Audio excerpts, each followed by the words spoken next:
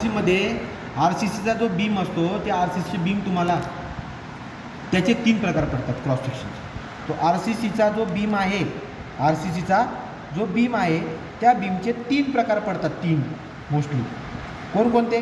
तो पहिला प्रकार आहे क्रॉस सेक्शनवरून ना, म्हणजे कापल्यावरती तो कसा दिसतो त्याच्यानुसार आरसीसी बीमचे 3 प्रकार पडतात. पहिला प्रकार सिंगली रेनफोर्स बीम. पहिला कोणता आहे? Singly reinforce beam.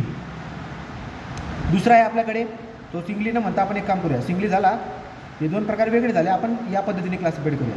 Under reinforce section. पहिला प्रकार कोणता आहे? Under reinforce section. दुसरा प्रकार आहे आपल्याकडे over reinforce section. Under reinforce section, over reinforce section आणि बॅलेन्स सेक्शन. आणि तिसरा काय? Balance section. तुमच्या लक्षामध्ये येईल की आरसीसीचा जो बीम असतो त्याचे क्रॉस सेक्शननुसार 3 प्रकार पडतात. Under reinforce section, over reinforce section आणि बॅलेन्स सेक्शन.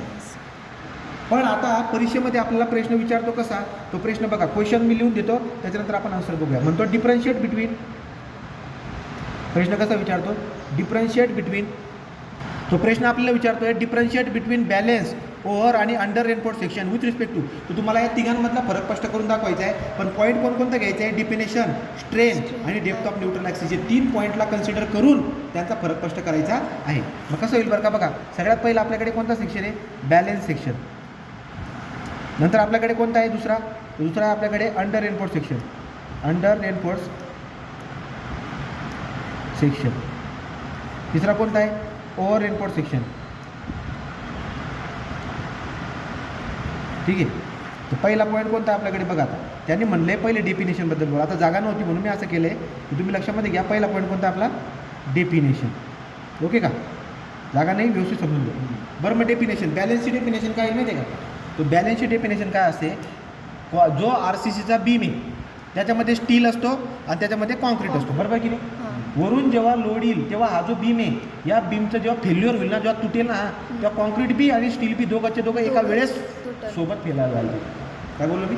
जेव्हा बीमवरतून लोड येईल तेव्हा कॉन्क्रीट आणि स्टील दोघं सोबत फेल व्हायला पाहिजे.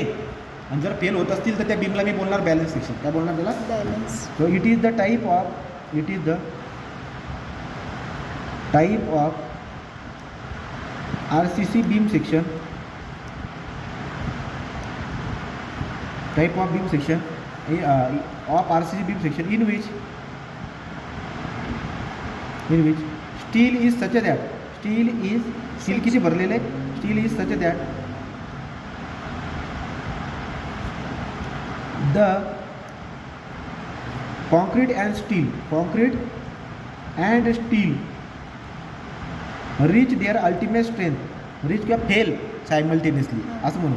reach their ultimate strength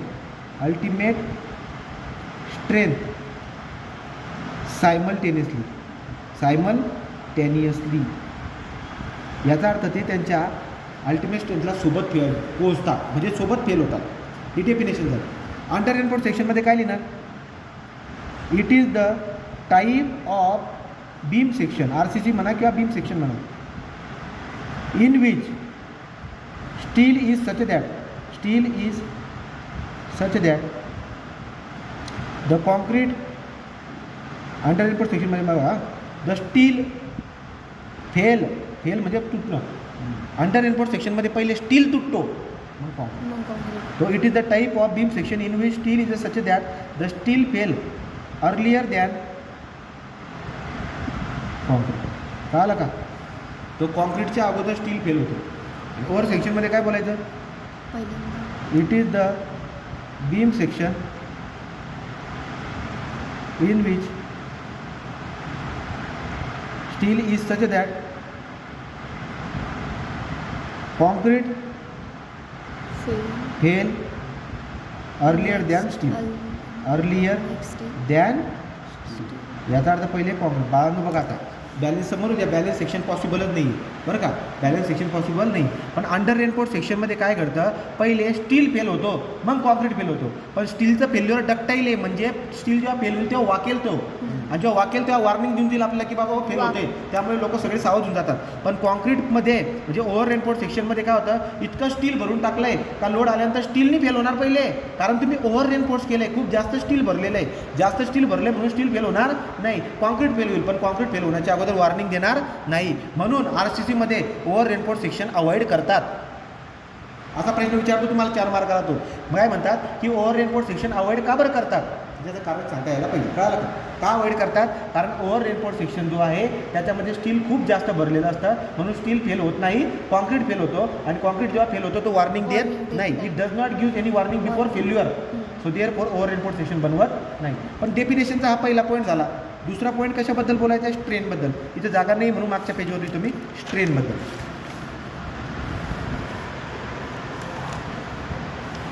तो दुसरा पॉईंट कशाबद्दल आहे आपला, स्ट्रेन. हा कोणता आहे, बॅलेन्स. हा कोणता आहे, अंडर रेनफोर्स सेक्शन. हा कोणता आहे, ओव्हर रेनफोर्स सेक्शन. ठीक आहे, चला स्ट्रेनबद्दल बघू आता. स्ट्रेनबद्दल कसं बनणार, बॅलेन्स सेक्शन जो आहे त्या बॅलेन्स सेक्शनमधली जी स्ट्रेन असते ती स्ट्रेन काय होईल बरं का. आता बघा तुमच्या लक्षामध्ये येईल की स्टीलमध्ये जो स्ट्रेन तयार होतो, स्ट्रेनला असं दाखवतात, स्टीलमध्ये किती असते ही स्ट्रेन माहिती आहे. तर ही स्ट्रेन असते, strain in the steel 0.87 Fy divide bye 0.87 Fy divide bye, ठीक आहे, ES प्लस 0.002. स्टीलमध्ये किती ताण येतो, 0.87 Fy ही झाली स्ट्रेस, खालचा असतो यंग्स मॉड्युलस, प्लस 0.002 एवढी स्ट्रेस, एवढी स्ट्रेन स्टीलमध्ये तयार होते. आणि कॉन्क्रीटमध्ये किती असते, कॉन्क्रीट 0.0035. ओके, एवढी स्ट्रेन मला दिसायला भेटते. पण अंडर रेनफोर्स सेक्शनमध्ये काय असतं माहिती आहे का, अंडर रेनफोर्स सेक्शनमध्ये पहिले कोण पोहोचतो, स्टील. हां, तर मग आपण काय बोलणार माहिती आहे का, की बाबा स्टीलमध्ये जी पण स्ट्रेन असते ती काय असते बरं का, ती जास्त होऊन जाते कोणापेक्षा, 0.87 Fy divide by ES plus 0.002. आणि कॉन्क्रीटमध्ये जो आहे कॉन्क्रीट, हा काय असतो बरं का, कॉन्क्रीटमध्ये जे स्ट्रेन आहे ती स्ट्रेन किती राहणार, लेस दॅन 0.003. बॅलन्समध्ये इक्वल आहे, पण इथं आता ओके. आता ओव्हरमध्ये बघा, ओव्हरमध्ये काय होईल, less than 0.87 Fy divide by ES plus 0.002. आणि कॉन्क्रीटमध्ये काय होईल, greater than or equal to 0.00. Strain जास्त होऊन जाईल त्याच्यामध्ये. ओके का, या पद्धतीने आपल्याला दाखवता येईल. मग पुढे काय झालं, आता स्ट्रेन झालं. दुसरा पॉईंट आहे आपल्याकडे, depth of neutral axis. Last point कोणती, depth of neutral axis. Neutral ॲक्सिसची डेप्थ काय असते बरं का, बॅलेन्स सेक्शनमध्ये न्यूट्रल ॲक्सिसची डेप्थ जी आहे ना, XU is equal to XU limit, XU limit. Okay, हां. अंडर रेनफोर्स सेक्शनमध्ये काय असतो, जो XU आहे ना तो कमी असतो XU लिमिटपेक्षा, आणि इकडे XU is greater than XU limit. Okay, याला ॲक्च्युअल म्हणायचं, XU ॲक्च्युअल. बरोबर झालं तुम्ही. हे 3 पॉईंट तुम्हाला नीट सांगायचे आहे. हा तुम्हाला फरक स्पष्ट करा म्हणून प्रश्न येतो.